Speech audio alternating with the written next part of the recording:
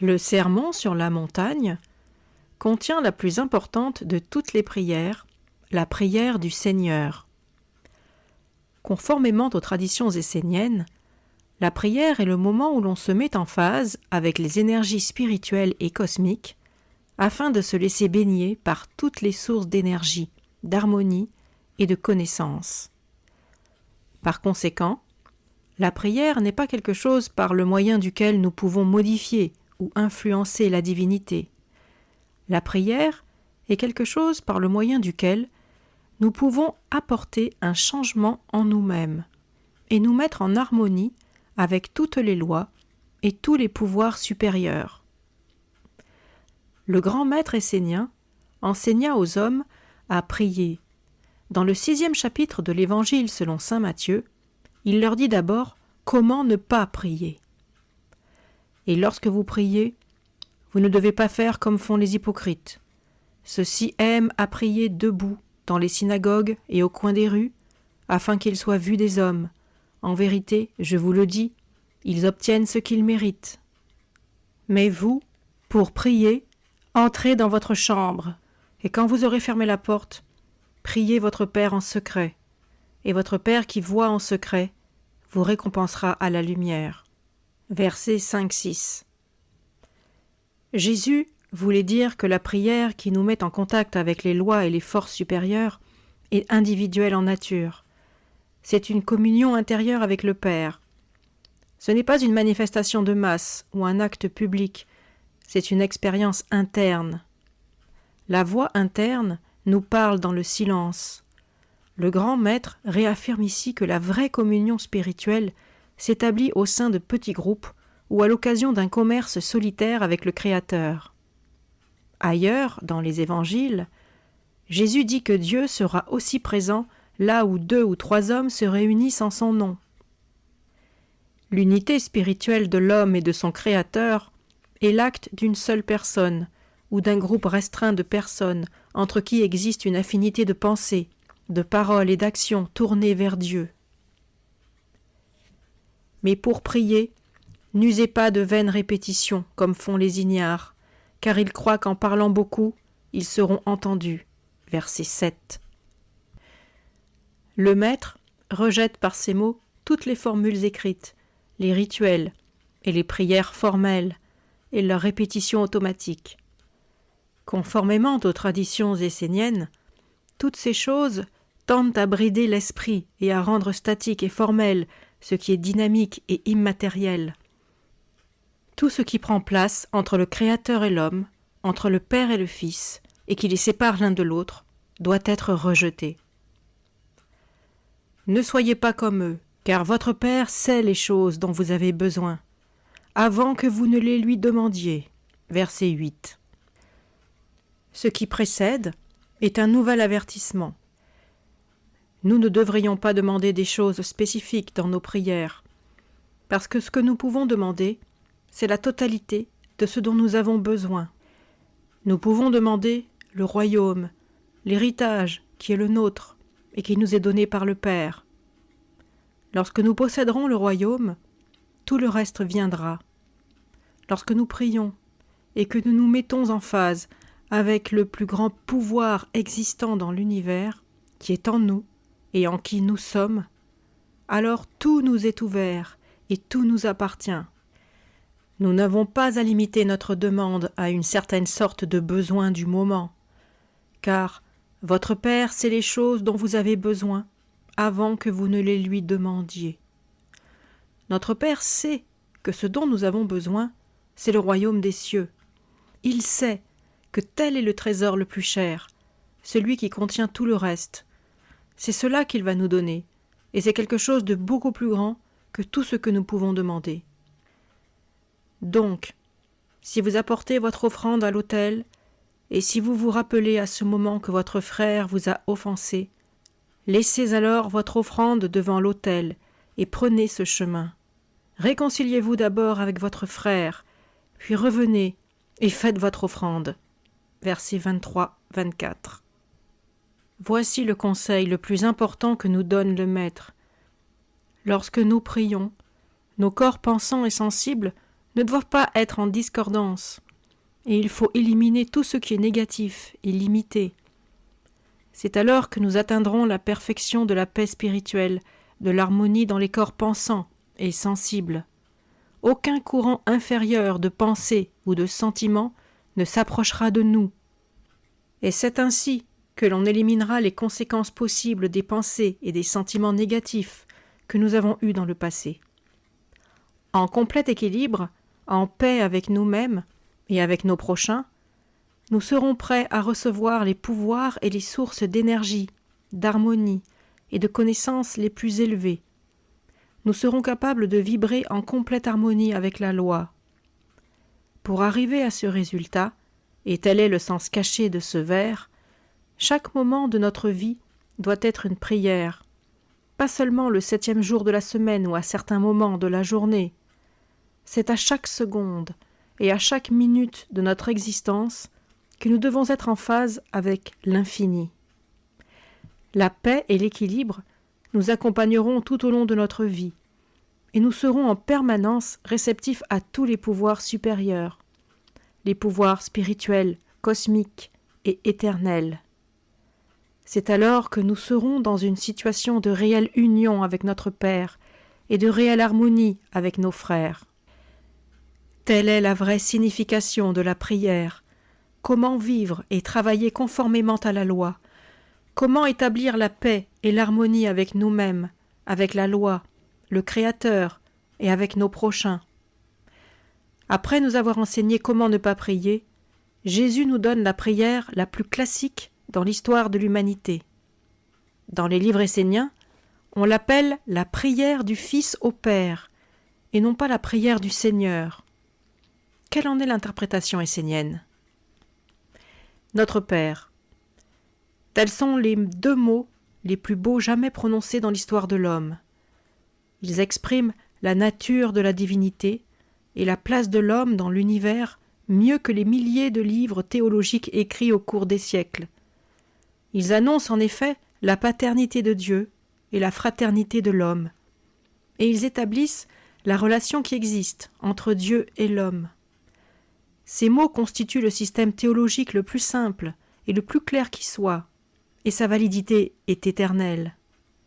Ils constituent le rejet des dogmes et des théologies compliquées, de tout ce qui divise les hommes. Ils sont la réfutation de toutes les fausses théories fondées sur la supériorité d'une race sur les autres, d'une classe ou d'une religion sur les autres. Ils représentent un rejet absolu de toutes les erreurs commises par les hommes qui se sont écartés de la loi, établissant la paternité de Dieu et la fraternité des hommes. Les puissants mots de notre Père fournissent un instrument de mesure par lequel distinguer le vrai du faux et reconnaître l'arbre d'après ses fruits. Si l'arbre ne crée pas d'harmonie entre l'homme et ses frères, il est bon à brûler. Ces mots nous aident à savoir quels systèmes de pensée et de mouvement sont en harmonie avec l'éternel principe de la paternité de Dieu et de la fraternité des hommes. Notre Père exprime la plus belle relation qui puisse être entre le Créateur et l'homme. Afin de comprendre le sens de ces mots, nous devons nous rappeler ce qu'ils signifiaient à l'époque où ils furent prononcés pour la première fois en Orient. La relation entre père et fils était très différente alors de ce qu'elle est devenue aujourd'hui.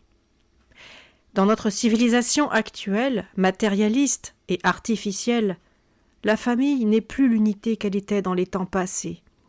La famille moderne moyenne n'est pas une unité organique, mais un lieu de rendez-vous temporaire pour les différents membres de la famille, qui se voient les uns les autres 1 à 2 fois par jour, tout en accomplissant tous des activités différentes, avec des intérêts différents.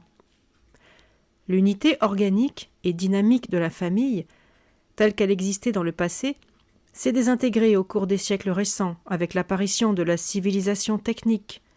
La famille a perdu son unité spirituelle, morale, intellectuelle et matérielle. Elle est devenue automatique et mécanique, à l'image de l'ensemble de notre culture.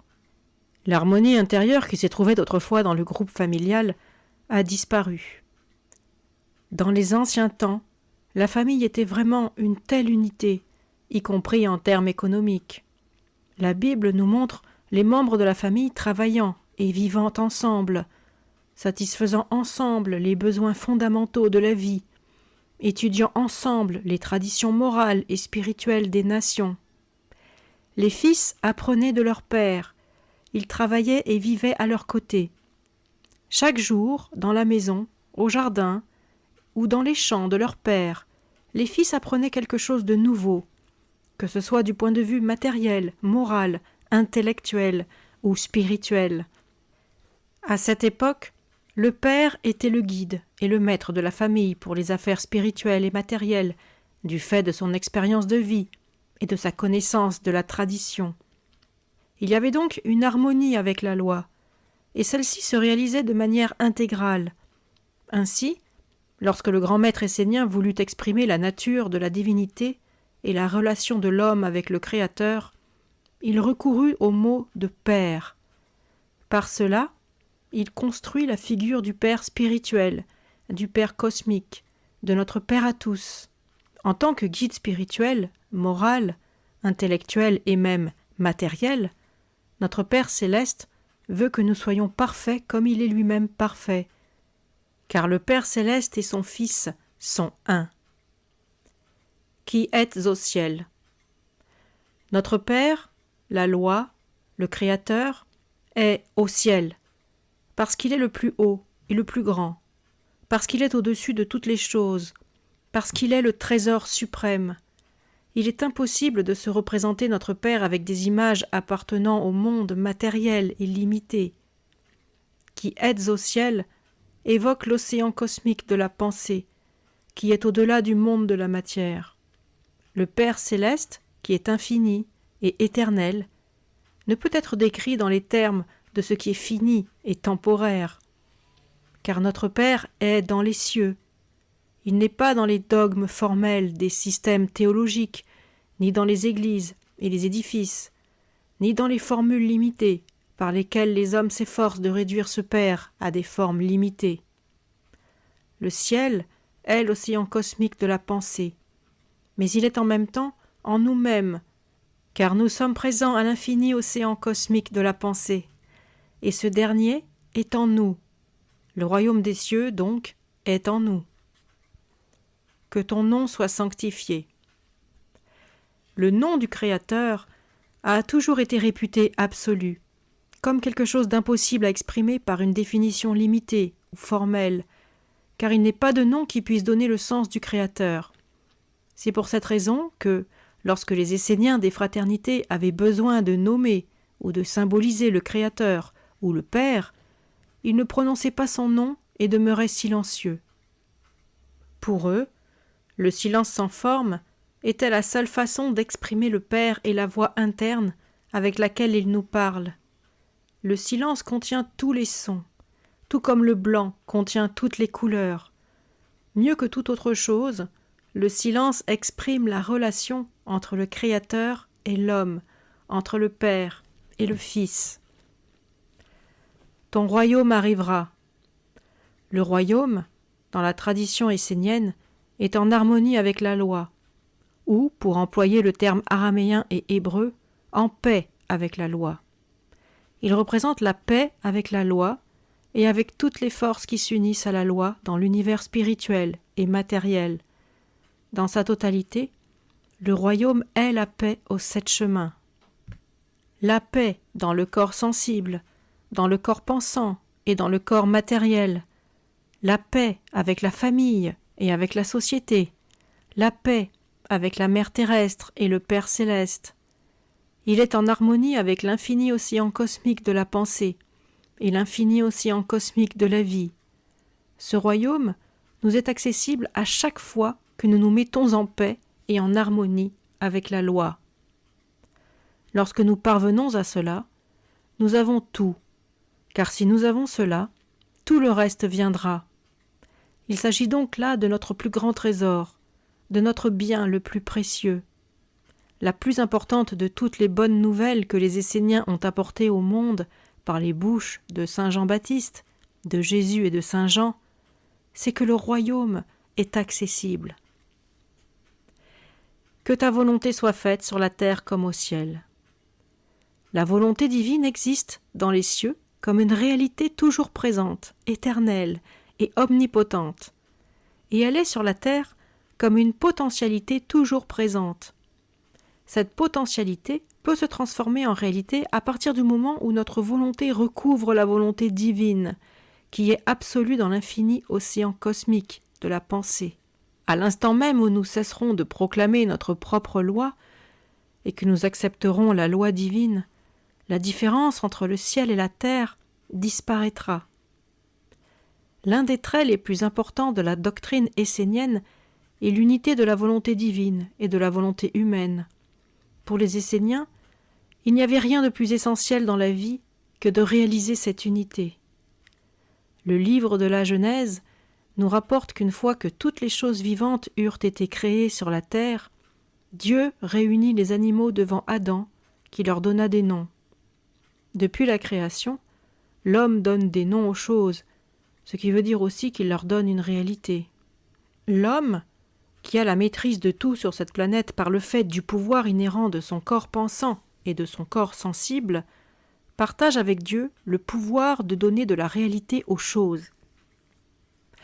Dans la Genèse, Dieu considère tout ce qu'il a fait et voit que cela est bon. L'homme, fait à l'image de Dieu, poursuit le travail de création en donnant de la réalité à tout ce qui est bon, en recherchant l'unité entre la volonté divine et la volonté humaine. Il était nécessaire que le grand maître essénien insiste sur cette loi dans sa prière, car très souvent, à son époque comme à la nôtre, l'homme donne un nom et une réalité à des choses qui n'ont pas d'existence autrement que par le fait que l'homme leur en a donné. C'est l'homme qui donne sa réalité à la maladie, à l'ignorance et à la haine, comme à toutes les images négatives qu'il crée. Mais ces images n'ont pas d'existence dans une création où Dieu avait vu que tout était bon. Lorsque nous donnons de la réalité à des choses mauvaises qui ne sont pas réelles et qui n'ont pas été créées par Dieu, alors nous nous écartons de la volonté divine. Cette phrase de la prière au Seigneur met l'accent sur cette loi de la vie, l'un des plus grands enseignements esséniens et l'un des plus grands enseignements du sermon sur la montagne. Donne-nous chaque jour notre pain quotidien. Le pain quotidien, c'est la somme totale des préconditions de notre bonheur et de notre évolution en tant qu'individu. C'est le pain nécessaire à notre corps matériel, c'est la sagesse nécessaire à notre corps pensant, c'est l'amour nécessaire à notre corps sensible, c'est toutes les sources d'énergie, d'harmonie et de connaissance. Cela signifie que nous avons besoin chaque jour d'être guidés par la sagesse, réchauffés par l'amour et nourris par les forces naturelles, et cela afin que nos trois corps, agissants, sensibles et pensants, puissent être en harmonie avec la totalité. Nous devrions donc agir et sentir et penser de manière à absorber des pensées de sagesse, des sentiments d'amour et le pain de la vie de manière continue, tout au long de notre évolution en tant qu'individu. Pardonne-nous nos dettes comme nous pardonnons à ceux qui sont en dette avec nous. Cette phrase doit être lue en conjonction avec celle qui suit immédiatement dans la prière du Seigneur. Car si vous pardonnez aux hommes leurs erreurs, votre Père céleste vous pardonnera aussi. Mais si vous ne pardonnez pas aux hommes leurs erreurs, votre Père non plus ne pardonnera pas vos erreurs. Nous avons ici l'une des plus grandes lois psychologiques et métaphysiques qui soient. Que signifie pardonner à ceux qui sont en dette avec nous? Pardonner, c'est oublier. Il n'y a pas d'autre moyen d'aboutir au pardon. Nous vivons dans un monde où les fils des hommes, très souvent, s'écartent de la loi du pardon et créent en conséquence des courants inférieurs de pensée, d'émotion ou d'actes. Or, ces courants n'ont de réalité pour nous que si nous les acceptons et leur permettons d'entrer dans nos corps sensibles et pensants. Si nous ne les accueillons pas, ils n'ont pas de réalité pour nous. Si nous connaissons cette loi, nous réalisons que toutes les manifestations inférieures sont la conséquence d'écarts commis par nos prochains. Nous leur pardonnons, et nous les oublions simplement en refusant de penser, de sentir et d'agir sur eux. De cette manière, nos corps pensants, sensibles et matériels resteront à l'abri de ces courants. Et notre Père céleste nous pardonnera nos dettes, puisque du fait de notre refus de nous écarter de la loi, nous n'aurons pas contracté cette sorte de dette. Ne nous induis pas à la tentation et délivre-nous du mal. Il s'agit de la seule phrase négative dans le texte de la prière au Seigneur. Que signifie le mot de tentation ? La tentation, c'est la première étape dans la déviation par rapport à la loi. C'est l'embryon d'une pensée ou d'une émotion menant à une telle déviation. Cette prière ne comporte qu'un seul commandement, puisqu'aussi bien toutes les déviations par rapport à la loi, déviations auxquelles se réfèrent les 10 commandements de Moïse, entrent par la porte de la tentation. Le commandement énoncé ici est la grande loi de prévention applicable dans tous les champs de la vie. La prévention de quelque chose à son étape initiale est ce qui permet le mieux de l'empêcher de devenir une réalité pleinement développée et puissante. Parfois, du sommet des montagnes, une boule de neige commence à descendre. Elle est alors facile à arrêter avec un doigt, mais si elle continue à rouler sur elle-même, elle grossit et s'alourdit jusqu'à devenir une masse de plusieurs tonnes, détruisant tout sur son passage. Il est alors trop tard pour l'arrêter. Il se passe la même chose pour toutes les déviations par rapport à la loi. Une première pensée, un premier sentiment de tentation peuvent facilement être éradiqués en appliquant la loi. Mais si ces pensées et ces sentiments gagnent en fermeté, il devient très difficile d'éviter de céder à la tentation et d'aboutir en conséquence à la déviation par rapport à la loi. C'est sur cette grande loi que le grand maître insiste ici. Dès le moment où nous écartons la tentation, nous entrons dans le royaume des cieux.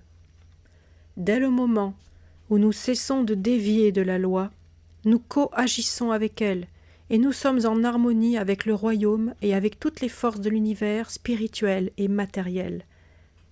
Que signifie « délivre-nous du mal » ? Nous savons que le mal n'a pas de réalité, que tout ce qui a été créé et trouvé bon pour ce monde était une expression de la loi et du Créateur. Le mal est simplement le produit de la déviation, de toutes nos déviations passées par rapport à la loi. Mais même si nous avons dévié, nous ne sommes pas esclaves du passé, car nous avons toutes les potentialités des représentants de Dieu sur terre. Le royaume nous est toujours accessible, et la connaissance de la vérité nous affranchira de toute servitude envers le passé. Dès le moment où nous commençons à coagir avec la loi, le mal qui est le résultat de nos déviations passées perdra sa réalité et disparaîtra de nos vies. Nous pouvons atteindre cela en nous rendant continuellement réceptifs au pain quotidien de la sagesse et de l'amour. Donne-nous chaque jour notre pain quotidien. Chaque jour signifie que la plus grande réalité pour nous est le présent, ici et maintenant. Nous ne devons pas nous soucier du passé ou de l'avenir. Comme le disait Zarathustra, le passé est passé, et notre avenir dépendra entièrement de la manière dont nous vivons la vérité et la loi dans le présent. Par conséquent, vivre aujourd'hui en harmonie avec la loi nous délivrera du mal. Autrement dit, nous affranchira des conséquences des déviations passées. Car tu possèdes le royaume et le pouvoir et la gloire à jamais. Le royaume est la synthèse de toutes les forces supérieures. C'est le monde spirituel et le monde matériel, les infinis océans cosmiques de la vie et de la pensée. C'est l'homme, la loi, le cosmos et le Créateur. C'est la totalité des manifestations de la loi. Le pouvoir représente tous les pouvoirs et toutes les forces qui font vivre le royaume.